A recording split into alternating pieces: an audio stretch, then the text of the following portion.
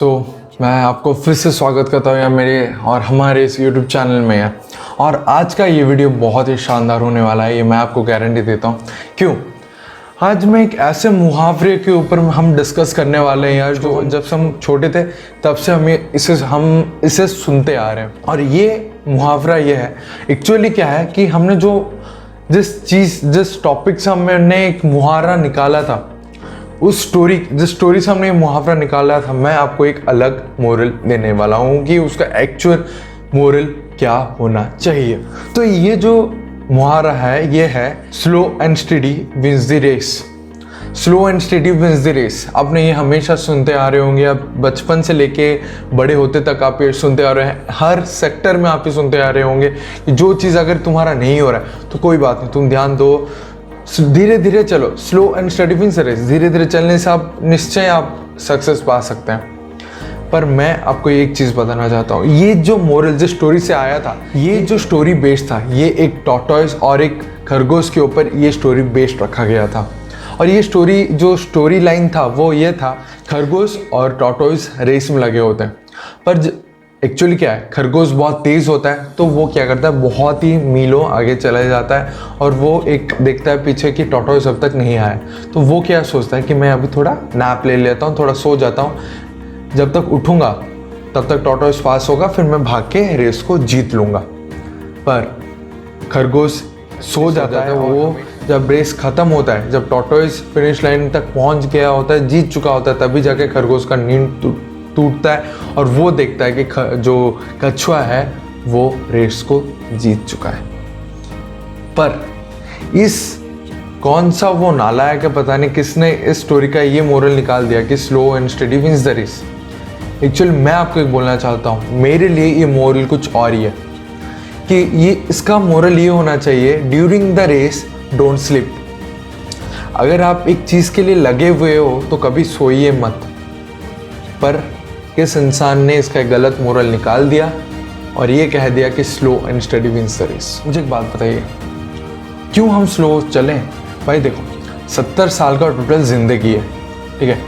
आप 75 के एज में तो आप एक मर्सिडीज़ में या फिर एक लैम्बोर्गिनी में या फिर जो भी सारा बड़े बड़े ब्रांड्स के कार पकड़ लो, 70 साल के एज में तो नहीं बैठोगे ना भाई। जो मज़ा है एक्चुअल लैम्बोर्गिनी में बैठने का मज़ा है, वो है 22-23 साल में, ठीक है। 20 to 23 years is the best time to sit on Lamborghini और मर्सिडीज़ एस क्लास या जो भी आप हायर मॉडल पकड़ लो। पर अगर आप बोलोगे नहीं, मैं अभी धीरे धीरे चलूँगा, मैं सक्सेस मुझे मिलेगा 70 साल में, तभी जाके मैं एक फुलफिल लाइफ जीऊँगा, मैं एक मर्सिडीज़ खरीदूँगा या फिर मैं एक लैम्बोर्गिनी खरीदूँगा, दैट्स नॉट ट्रू। बिकॉज अभी आप एक चीज़ आप सोचिए, ठीक है, आपका 70 साल का एज है और अगर आपका पोता बोलेगा कि दादाजी ये सनरूफ को खोलिए, मैं सनरूफ के मतलब खड़ा होऊंगा कार में और सनरूफ में एंजॉयमेंट लूंगा हवा का, पर आप क्या बोले, नहीं, मुझे ठंडी लगेगा अगर तुमने सनरूफ खोल दिया। तो यार the perfect age is above 20 years है। सो अगर हमारे पास, हम एज ए यंगस्टर, मुझे अभी 18 साल है, एज ए यंगस्टर हमारे पास एक बहुत बड़ा ब्रह्मास्त्र है, वो है टेक्नोलॉजी, वो है सोशल मीडिया।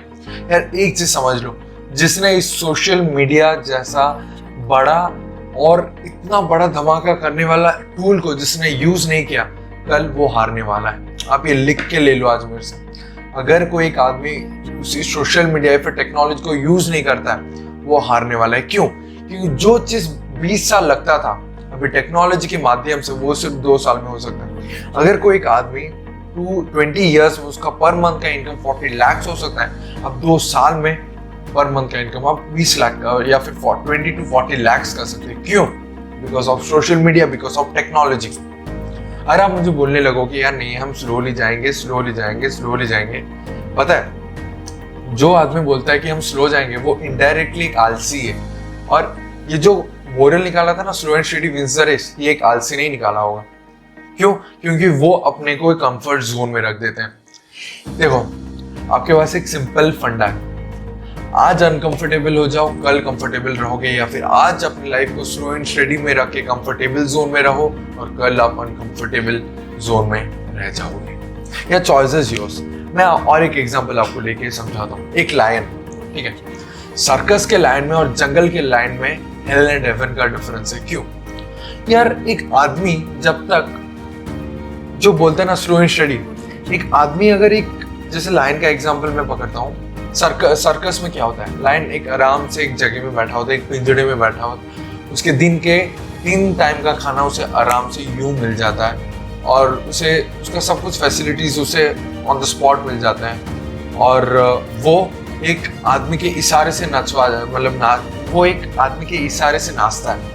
अगर एक आदमी बोला कि इस जो आग है उसमें से जम कर, अगर उसने एक कैंडल या फिर एक स्टिक दिखा दिया, जो वो कहेगा उसे करने के लिए वो लाइन करेगा। पर जो जंगल का जो शेर है उसमें क्या होता है, डिफिकल्टीज होते हैं। वो जो जंगल का जो सर्कस का जो शेर होता है वो एक कंफर्टेबल जोन में, और जो जंगल का शेर वो एक अनकंफर्टेबल जोन में। क्या होता है, जो जंगल का जो शेर होता है वो क्या करता है, जंगल में जाता है, हंटिंग करता है। हंटिंग करने के लिए अपने आप को मतलब हमेशा ढूंढता रहता है शिकार किसको करेगा, उसके लिए वो हमेशा भागता रहता है, हमेशा इन सर्च ऑफ फूड रहता है। और उसे एक चीज का डर ये भी रहता है कि कहीं कभी कहीं से गोली ना लग जाए मेरे बॉडी में एक शिकारी की तरफ से। तो क्या है, मतलब वो जो जंगल का जो शेर वो तप रहा है, ठीक है, वो तप रहा है, वो अपने आप को एक बॉडी का शेप दे रहा है, अपने आप का जो मेंटेलिटी है, उसका जो एटीट्यूड है वो एक अलग प्रकार का होगा जो कि कंफर्टेबल सर्कस के लाइन में नहीं होगा। और एक चीज समझ लो यार, देखो अगर वो शेर को तुम गोल्डन पिंजड़े में भी रख दो ना तो भी कोई बेनिफिट नहीं होगा। क्यों? समझ लो एक गोल्डन पिंजड़े में वो है और क्या होगा कि उसका पूंछ बाहर निकला हुआ है, तो एक 8 साल का बच्चा आएगा उसके पूंछ से ऐसे ऐसे खेल लेगा। पर मुझे एक बात बताओ, वो कुछ कर ही नहीं सकता उस वक्त क्योंकि वो एक कंफर्टेबल जोन में। पर अगर उसे ओपनली छोड़ दें तो यू नो द रिजल्ट है। सो यार हमें कभी भी ये नहीं सोचना है कि हमें कभी भी अपने कंफर्टेबल जोन में हमें नहीं रहना। अगर आपको लाइफ में सक्सेसफुल बनना है यार, आपको अनकंफर्टेबल में जाना पड़ेगा। हमें सबको, आपको क्या, मैं भी बता रहा हूँ, मुझे भी कंफर्ट जोन में रहना बहुत ही पसंद है।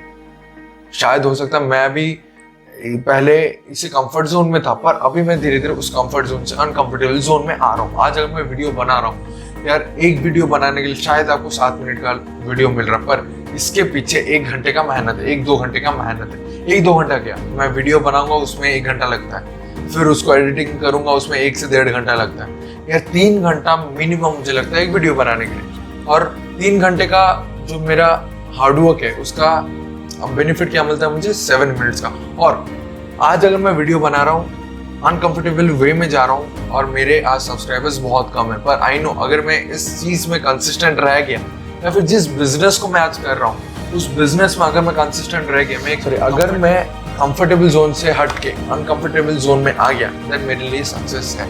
शायद आज ना हो यार, डिले हो सकता है यार। एक चीज याद रखना, सक्सेस आपको रातों रात नहीं मिलता है। शायद सक्सेस डिले हो जाए, सक्सेस में be late, but I assure you, और अगर आप कंसिस्टेंट रह जाएंगे, अगर आप हार्ड वर्क करते रहेंगे, अगर आप टाइम मैनेजमेंट के साथ चल रहे हैं, अगर आप कंसिस्टेंट हैं, then one day you will achieve your goals, your dreams, everything। बस एक चीज यार, एक ड्रीम होना चाहिए लाइफ का, एक लाइफ का एक गोल होना चाहिए यार, जो आपको मूविंग, मतलब आपको हमेशा एक चीज के ऊपर फोकस रखेगा, आपको हमेशा लाइफ में आगे बढ़ाएगा यार। जैसे मैं आपको एक एग्जांपल लेता हूँ, आज मैं ओपन कर देता हूँ।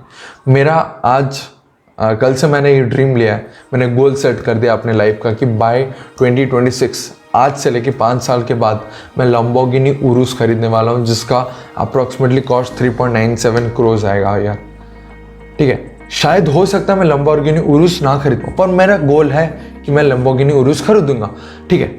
अगर आगे जाके मेरा एक माइंडसेट कुछ और हो जाए, मैं लैम्बोर्गिनी उरुस ना खरीदूँ, पर मैं कैपिटल में तो पहुंच जाऊंगा। लैम्बोर्गिनी उरुस को खरीदने के लिए मेरा पर मंथ का इनकम 15 लाख के आसपास होना चाहिए, बिकॉज 7 लाख तो मेरे ऐसे ही चले जाएंगे EMI में। सो मेरा 15 लाख का इनकम होना चाहिए। या लैम्बोर्गिनी उरुस में ना खरीदूं, पर मैं 15 लाख का इनकम तक तो पहुंच गया। इनकम भी अभी छोड़ दो, और मैं अभी इस कैपेबल बन चुका हूँगा कि मैं लाइफ को लड़ सकूं। मेरे पास एक फाइटिंग स्पिरिट होगा यार, एक माइंडसेट मेरा एक अलग लेवल में जा चुका होगा, एक एटीट्यूड अलग लेवल में जा चुका होगा, जो कि मेन चीज़ है आपको लाइफ में यार। सक्सेस सिर्फ गाड़ी घोड़ा पैसा से नहीं मिलता यार। जो लोग आज सक्सेसफुल है, आप उनको सुनिए एक बार, उनके माइंडसेट को अगर आप जान लेंगे ना, उसी लेवल का आप भी हो सकते हैं अगर आप एक चीज़ के ऊपर कंसिस्टेंट है, अगर आप सक्सेसफुल होते हैं। पैसा एक बाई प्रोडक्ट है। अगर आप नॉलेज गेन करते हैं, अगर आप खुद इंसान बदलते हैं, सेल्फ नॉलेज लेते रहते हैं, so you will be a different person in this world and I bet you will achieve success. और अगर आपको कुछ माध्यम नहीं मिल रहा है यार कैसे आप सक्सेस पा सकते हैं यार, then I welcome to your business opportunity where I will train you to build a big business. आप ऑनलाइन घर बैठे बैठे कैसे आप एक बहुत ही बड़ा बिजनेस बिल्ड कर सकते हैं यार, घर बैठे बैठे। आप चाहे तो घर में बैठ के भी इस बिजनेस को बिल्ड कर सकते हैं एंड इट विल। और मैं आपको भी ऐसे एसेट सिखाऊंगा कि कैसे आप अपने सब में ऑनलाइन से कैसे आप बिजनेस खड़ा कर सकते हैं यार, जो कि मैं जिस वे में जा रहा हूँ, जिस टेक्निक को मैं यूज़ कर रहा हूँ, मैं आपको पर्सनली ट्रेन कर सकता हूँ यार। So I welcome to a business opportunity. आपको मेरा नंबर और ईमेल आईडी दिख रहा होगा, yes you are seeing it right here. और आप मुझसे पर्सनली कांटेक्ट करिए। मैं आपको बेट करता हूँ कि अगर आप इस अपॉर्चुनिटी को ग्रैब कर दिए, your all dreams will be fulfilled. मैं आपको एक कोड पेपर में आपको साइन करके दे सकता हूँ कि आप श्योर सक्सेसफुल होंगे। आपका पर मंथ का इनकम, उसी ट्रेनिंग में मैं आपको सिखाऊंगा कि आप 100 रुपये से लेकर 10,000 कैसे इनकम कर सकते हैं। फिर वो 10,000 का 1 लाख होगा, 1 लाख का 2 लाख होगा यार, पर आपको अनकंफर्टेबल जोन में आना होगा। सो तब तक के लिए चलता हूँ। See have a good day. आप ज़रूर मुझसे कांटेक्ट करिए, हम मिलके एक चीज़ के ऊपर हम फोकस करेंगे और उसको हम उखाड़ के रहेंगे। सो तब तक के लिए चलता हूँ। See have a good day and bye.